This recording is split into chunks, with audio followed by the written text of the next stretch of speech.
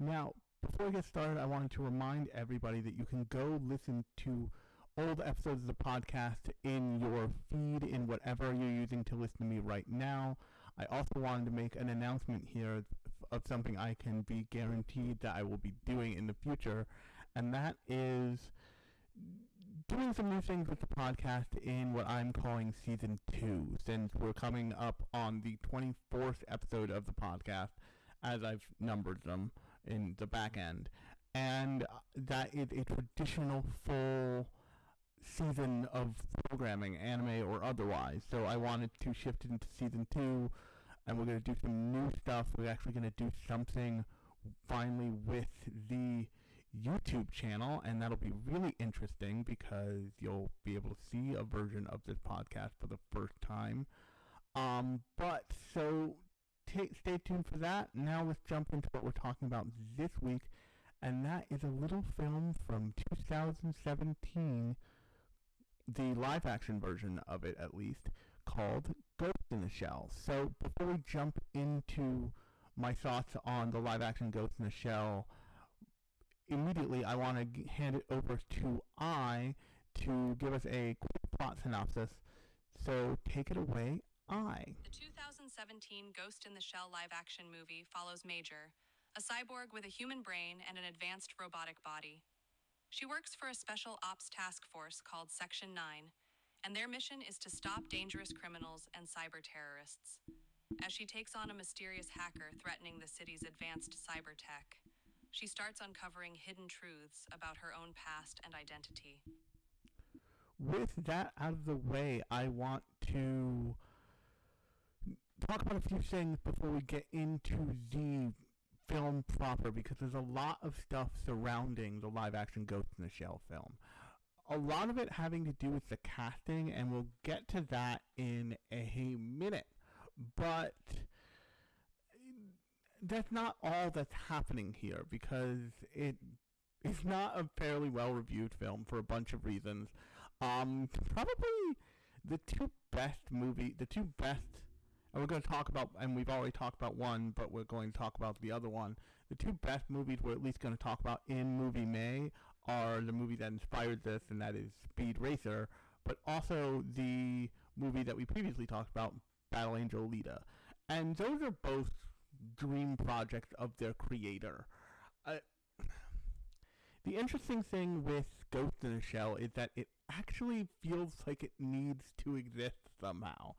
A lot of people really wanted to put this to live action for a long time because it is, in the canon of not even anime but animation, a really interesting, odd inflection point. It is credited with bringing forth what you would think of as modern cyberpunk.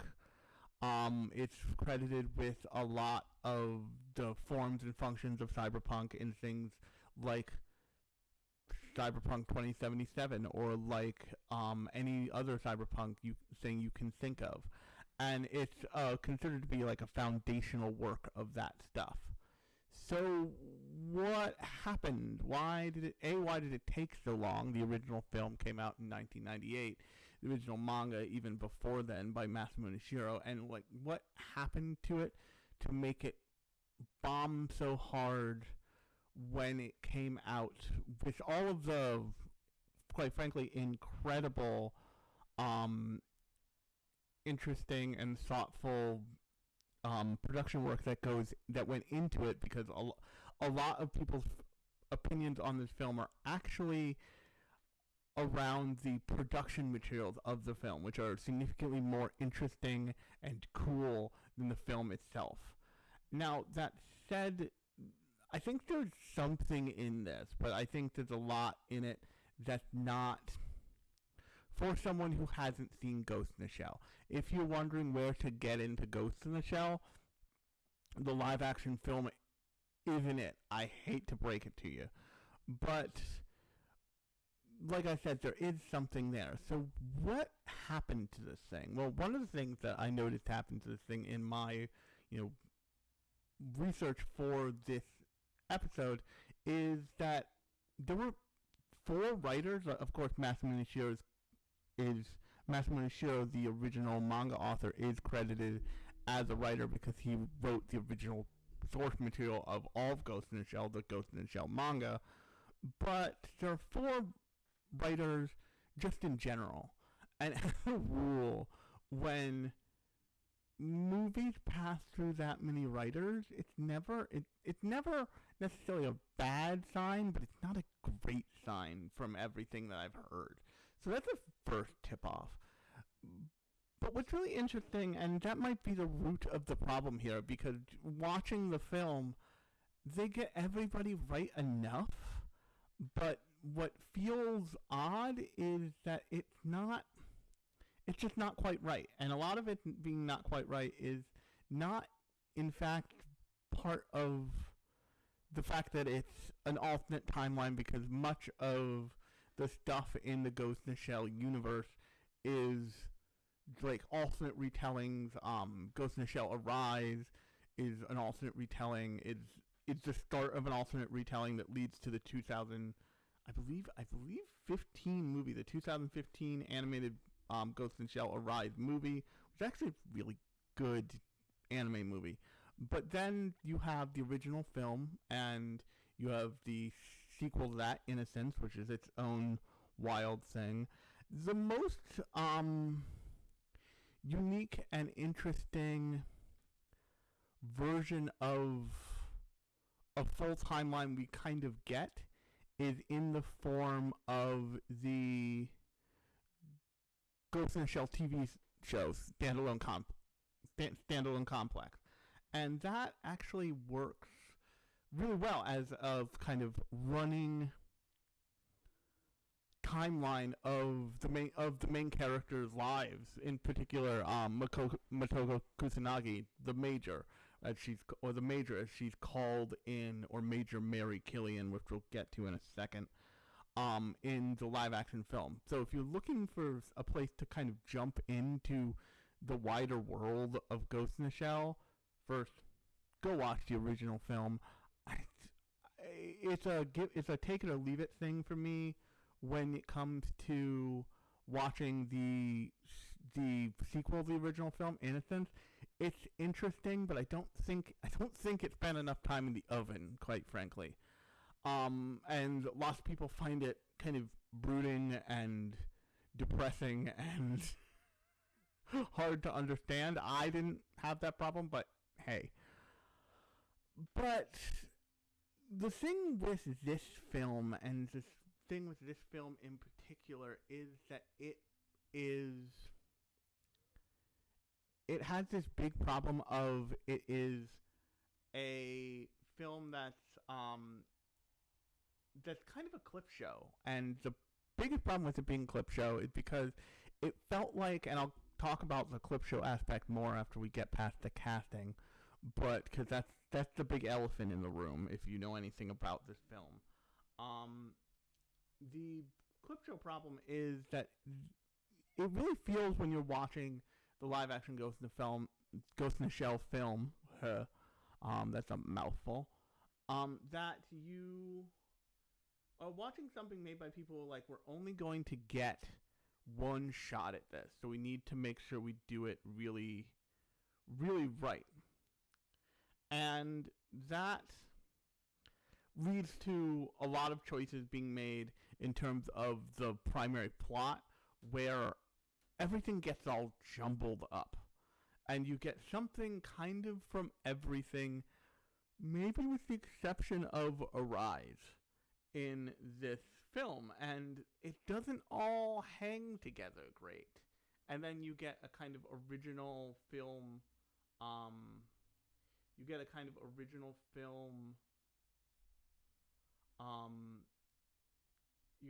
an original film ending that isn't really the best thing you can kind of possibly conceive. So what happened in the production of this film that makes it so controversial? Well, a bunch of things happened kind of all at once. First, they announced the director, Rupert Sanders, and I feel like I could remember that Rupert Sanders directed a bunch of other stuff in. I feel like I remember that Rupert Sanders directed the 47 Ronin film, and that was like his big claim to fame before this, but that may have just been a news article of a director that was floating around when this movie got announced and seemed like it was really going to happen. In actuality, the two things he's known for are Ghost in the Shell and Foundation, the kind of giant, space sci-fi epics that they have over on Apple TV Plus, which I actually quite like, which is very promising. But it's a different kind of thing because it's TV and it's not necessarily the best one-to-one as to whether or not you're good at doing something that's a much more compressed format, like a feature film. And throughout me talking about this, you'll notice that they made a lot of really good choices. So you look at Rupert Sanders' filmography, and you see that, like, other than Snow White and the Huntsman, he directed a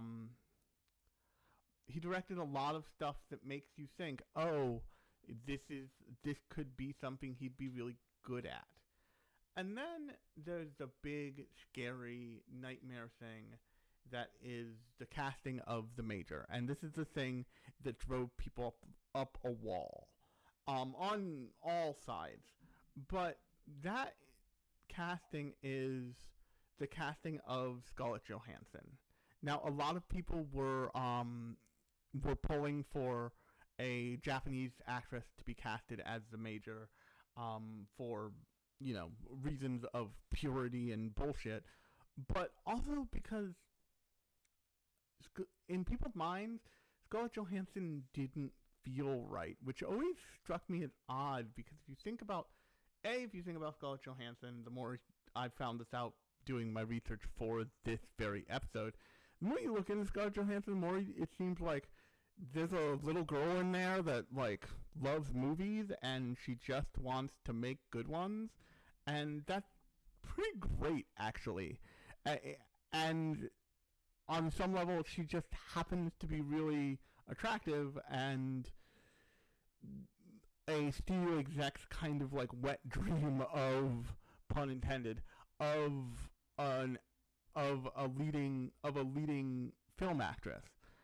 And also, at the time at least, she was somebody, because she was in the Avengers movies, who could drive box office numbers. And a lot of the choices around this film were actually made because they wanted to give the movie the best chance. Because even now, you talk about Ghost in the Shell, and it's a big deal, because it's like I said, it's a foundational work of cyberpunk. And the people making this really wanted it to, have the best chance to succeed. And what that looks like is just this attempt to kind of get all the balls rolling in the right direction. And the balls got rolling in the right direction, absolutely. But the thing about it is, once again, I come back to the fact that there were 4 writers on this film. And what that looks like as a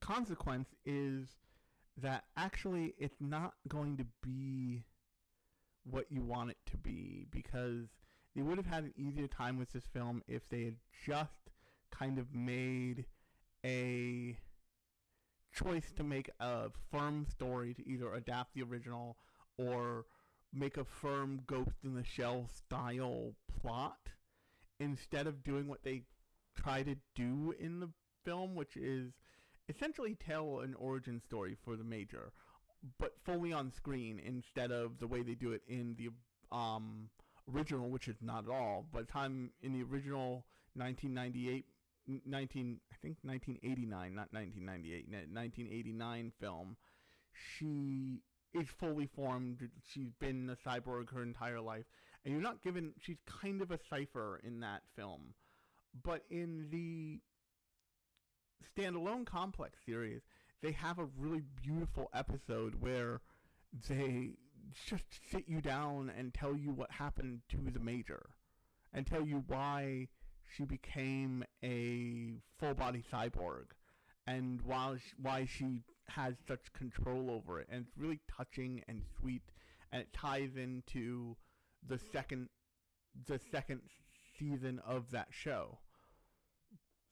And then you have a different version of that that's told in Arise that's even different, that has to do with the military and a lot of very specific like lingo and connections there. But it turns out that she was actually an orphan in that particular timeline. But the film tries to, by the way, spoiler alert for this, for the film from this point on, if you're worried about that. But the film basically says that she is among the first cyberized people. And ultimately, it's revealed that Mary Killian is not her real name. That is a name that was, like, programmed into her by Henka Robotics, the robotics people who are responsible for building her body and maintaining her body throughout the film. And there's a really interesting thing throughout the film about consent and giving your consent. And then it's revealed at the end of the movie that, like, none of that mattered. They took you from essentially a, you know, rounding up of refugees from somewhere in the city, and, like, basically erased her memory and plunked her in a body. Which is horrifying, absolutely. It's like an appropriate amount of horrifying for cyberpunk. But the thing there is that the other thing that I said is really true. They thought they were only going to get this one shot. And that's behind a lot of the choices in this film, including making it a clip show.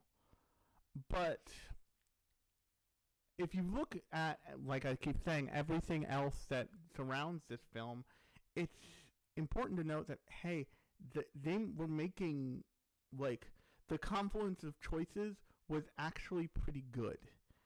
And if you look at the films that Scarlett Johansson did leading up to this, it makes a lot of sense to cast her. It's not just stunt casting. She was Black Widow, strong, confident, secret agent.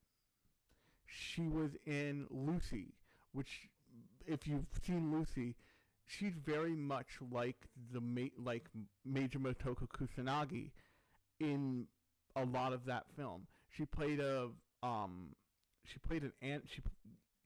android in, I believe, a movie called Skins, where she, like, was an android who was riding around in a van and killing people, or some kind of, like, robotic type thing. And then, of course, there's her, where she played an artificial intelligence, and where she had that kind of, like, flat but slightly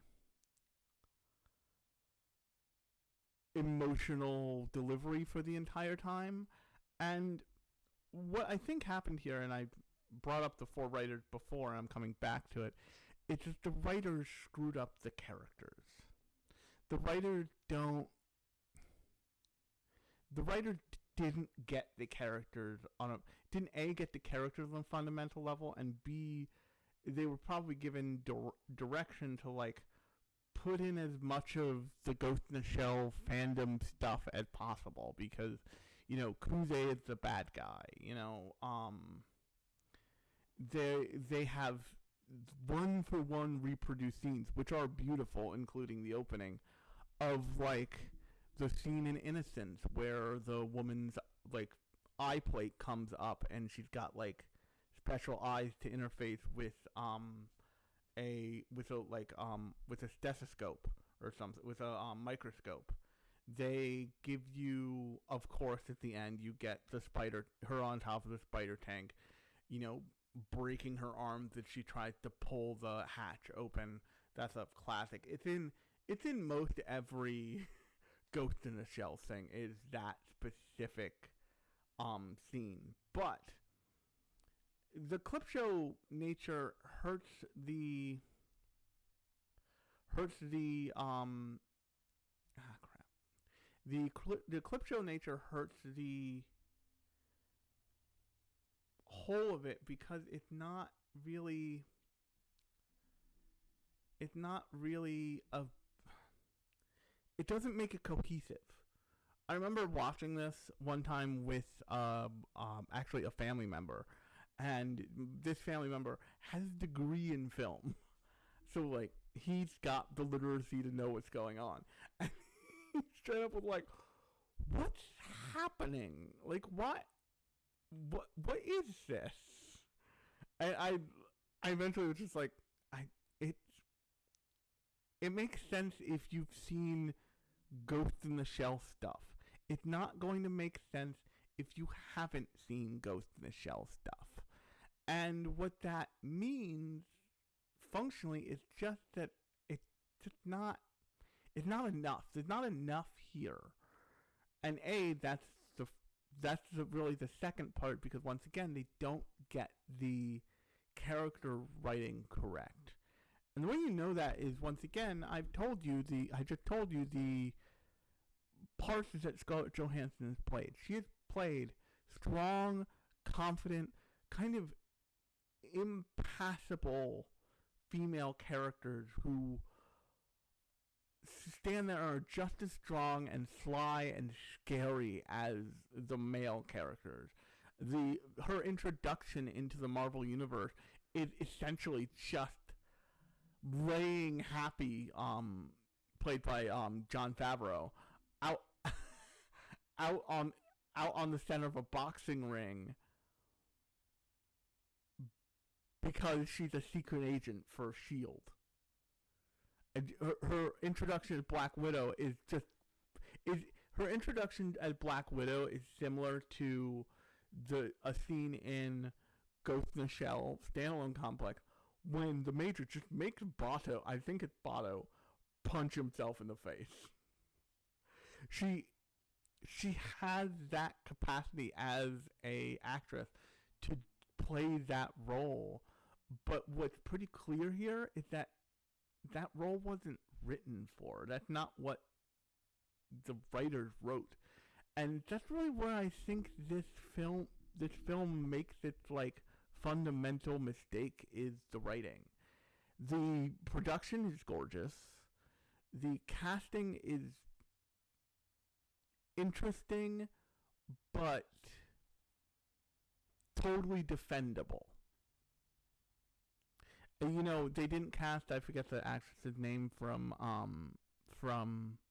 what's it called? From Pacific Rim, which is who everybody, the actress who played Mako in Pacific Rim, is who everybody at the time when this movie was coming out wanted to be the main casting. Who they wanted her to be Motoko Kusanagi, and almost as if the people who were making this film heard all of that criticism of whitewashing and of, you know, all that stuff. They took it into account in the story. The story is fundamentally about medical consent in a world where corporations make bodies.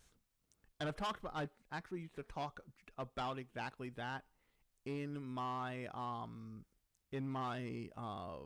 Welcome to Cyberpunk Future panel that I used to put on at Liberty City Anime Con when it still existed before the pandemic. But it doesn't quite.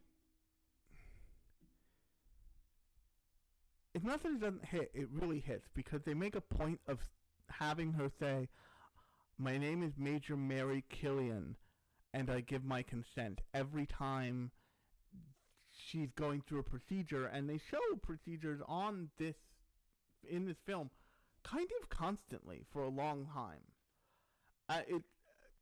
There are very often action sequences, and then they use those as the cause for the immediate consequences of, oh, she stood in front of a major explosion to save her partner, Bato. Guess what? Nobody gets out of that unscathed, even if you're a full cyborg. You're gonna have skin loss. It's gonna blow parts off you. You're gonna have to go in and just basically get zoot suited again. And or when she deep dives the geisha, which they essentially do the geisha brain diving scene from Standalone Complex also in this as the opener to this film. They basically do the building dive because you have to start with the building dive and you have to end with the spider tank fight.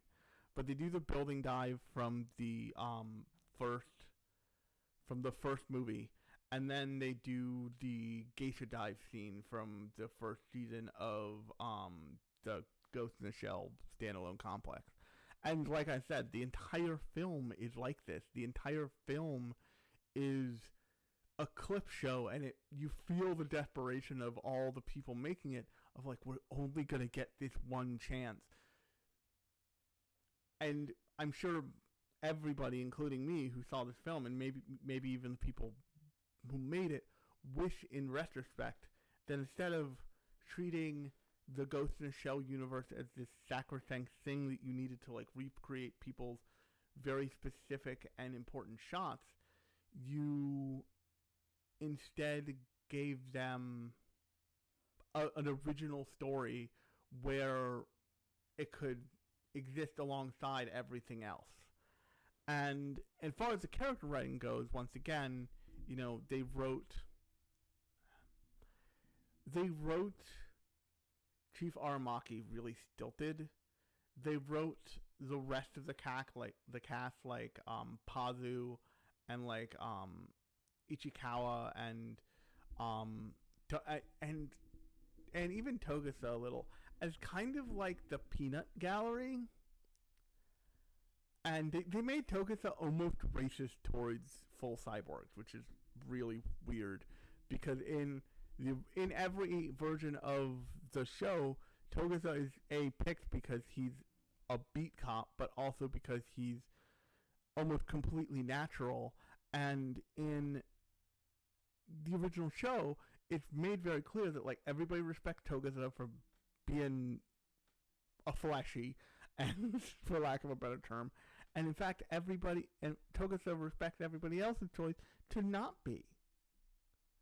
And so it feels weird because on one end this film really wants you to have seen it's really acknowledging like if you've seen the original Ghost in the Shell anything, this is going to be Easter egg the movie. But if you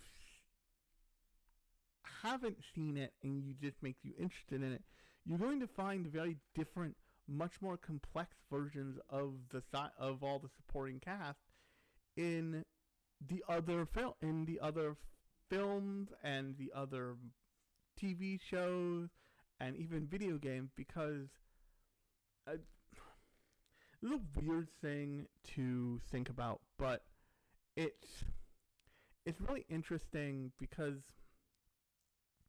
everybody wants to describe, especially their favorite media properties, to singular-minded auteurs. Think your George R.R. Martins or your Hideki Annos or your Hayao Miyazakis. But the bottom line is anything that you're seeing, in fact, has a team of people behind it. And a team of people who go into helping to create the stuff we all love. And that stuff ends up being recreatable because it had a team of people behind it making it. That's how tons of people can make, say, Harry Potter stuff without J.K. Rowling needing to be involved because she's an absolute bucket of poison on anything she touches at this point. So what I'm saying is you don't actually have to have like the entire original group of people making things. That those plot points and character callbacks and stuff can be passed from person to person. That's how they made so much Ghost in the Shell to begin with. And even in probably the weakest of the animated Ghost in the Shell stuff, Ghost in the Shell Arise, the core parts of the Major are still there. She's still incredibly competent, incredibly confident. She has a little less of the sexiness because it's supposed to be much early on, but she still has that kind of like bewitching confidence that makes you attracted to her. And Major Mary Killian as a character doesn't have that. And I think they were thinking, like, we're going really far back and we're telling essentially an origin story. But the problem there is that we've had so many origin stories told.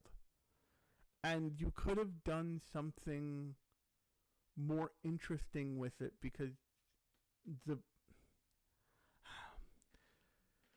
thing they're trying to do here is really interesting, because they're trying to tell an origin story with a character who's traditionally like a military grade person.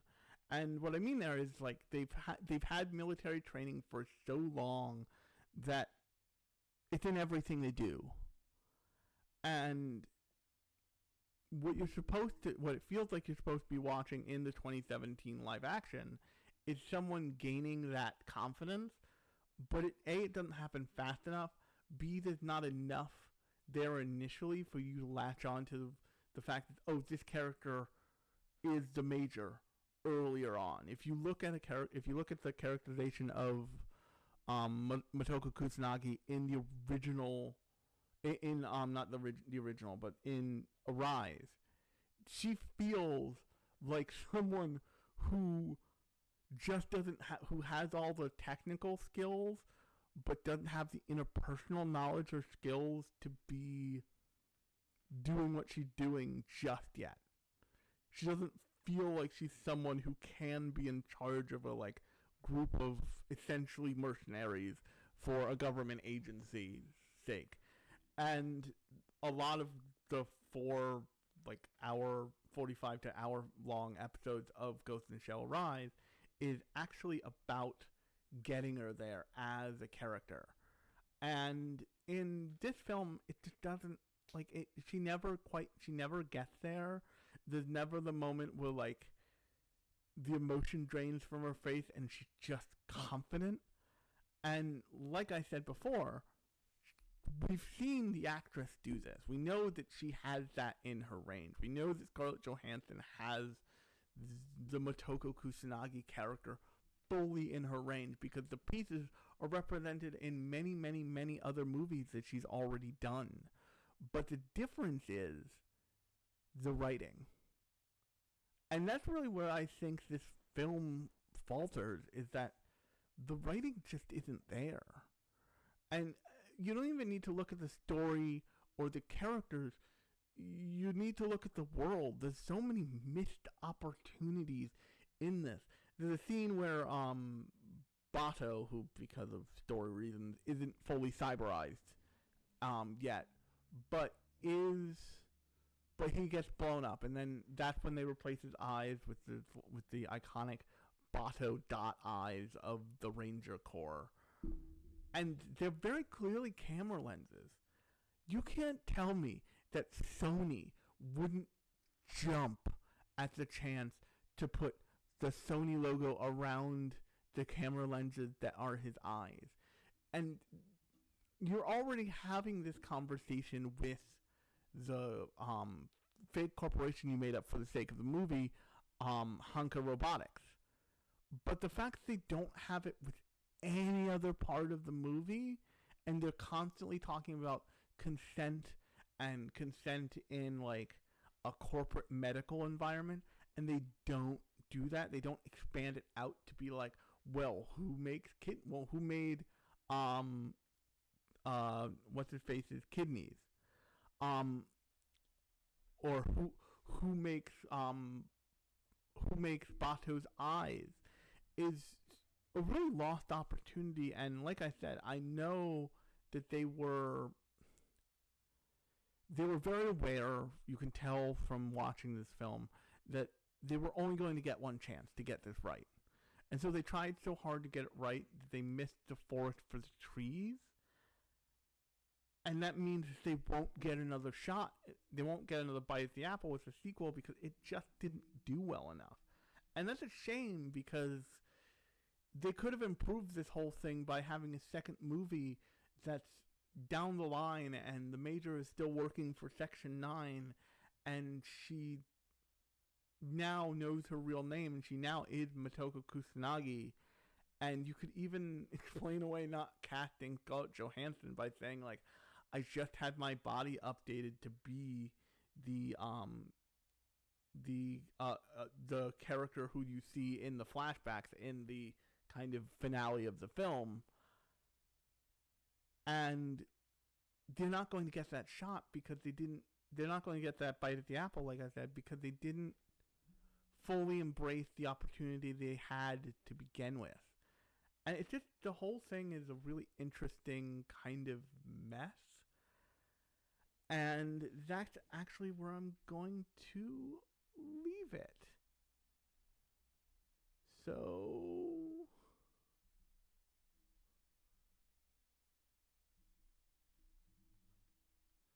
yeah, that's what I got.